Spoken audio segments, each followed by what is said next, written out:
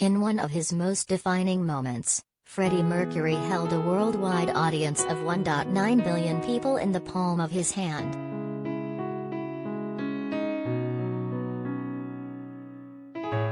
Live Aid was one of the largest-scale satellite link-ups and television broadcasts of all time, watched by 40% of the world's population in more than 150 countries.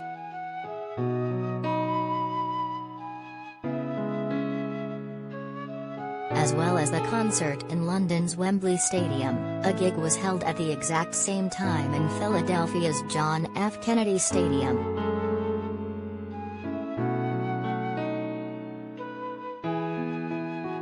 For many watching on July 13, 1985, Queen's iconic performance was the pinnacle, with images of the crowd clapping along, one of the most famous from the entire day.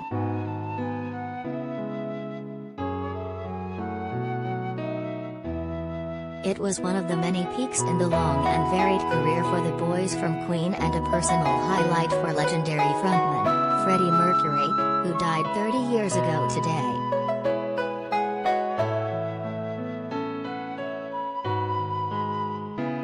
Just 6 years after Live Aid, Freddie had lost his battle against AIDS and died aged 45 at his home in London.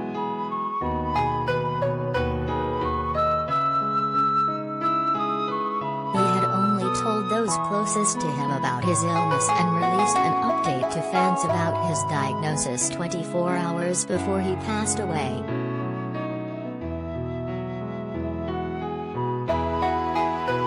One of those with him at the end was his former partner, Mary Austin.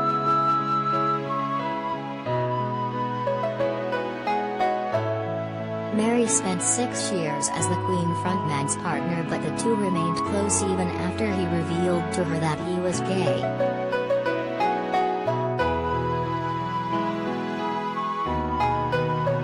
His former girlfriend, who Freddie described as the love of my life, was left his stunning mansion in Kensington, London.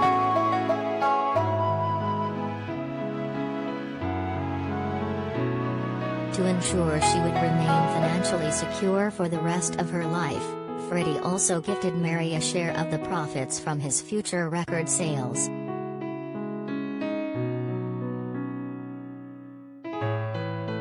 She has since admitted that the charismatic singer chose his time to die.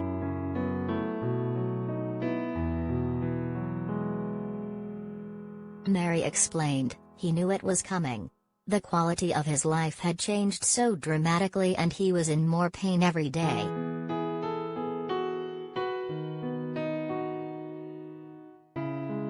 He was losing his sight. His body became weaker as he suffered mild fits. It was so distressing to see him deteriorating in this way."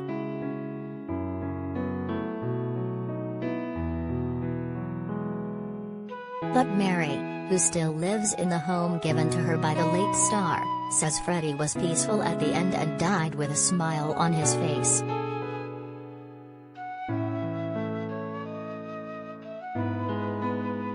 And even though Freddie was famously gay, he has said he never stopped loving Mary, even after their relationship ended.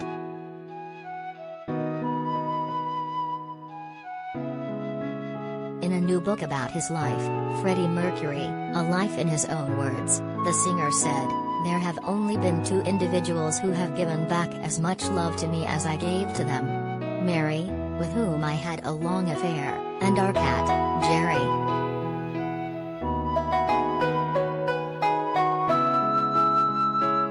"My bond with Mary seems to grow and grow.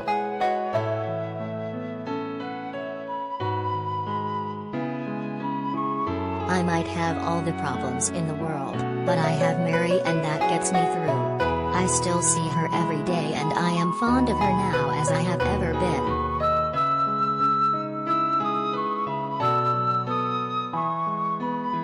I'll love her until I draw my last breath. We'll probably grow old together."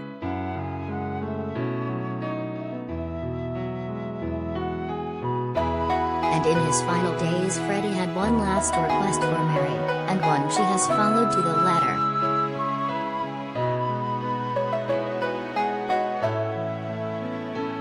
He asked that she alone must be the one to collect his ashes after his body was cremated.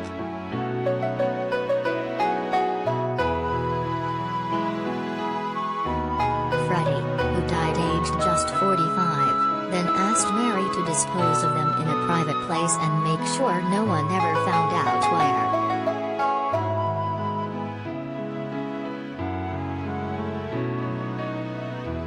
For more than 20 years, Mary has never revealed Freddie Mercury's final resting place out of respect for the man she loved so deeply.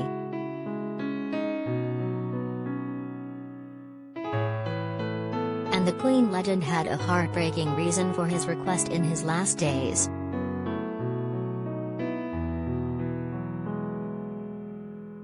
Freddie lost his battle against AIDS in 1991, at a time when the illness was still very much feared.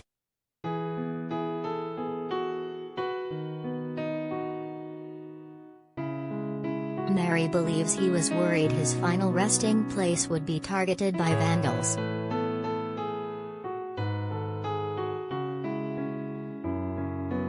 In an interview with Mail Online, Mary said, "He didn't want anyone trying to dig him up, as has happened with some famous people.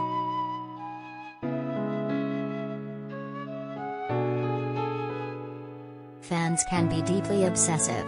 He wanted it to remain a secret, and it will remain so."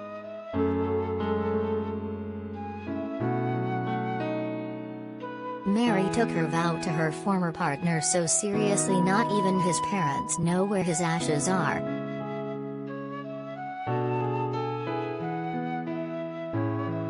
And Mary took every care with her mission, not even telling her driver or the staff in the house that had been Freddie's what she was doing.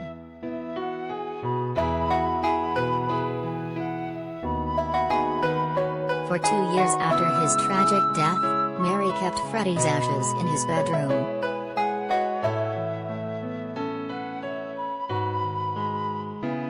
Then, one day, she slipped out of the home that was now hers and fulfilled one of Freddie's final wishes.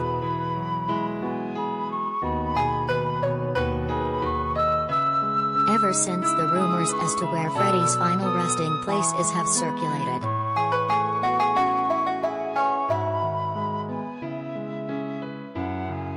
Some believe he was returned to Zanzibar, while others claim his ashes are buried under a cherry tree in the garden of his London home.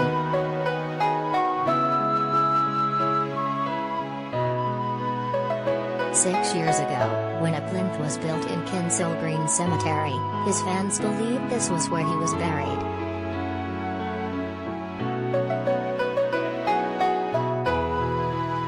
The only clue Mary will give as to the location of Freddie's ashes is that he is not there.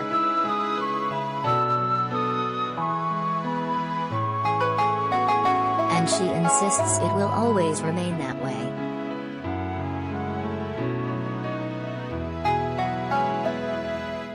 Mary said, "Nobody will ever know where he is buried because that was his wish."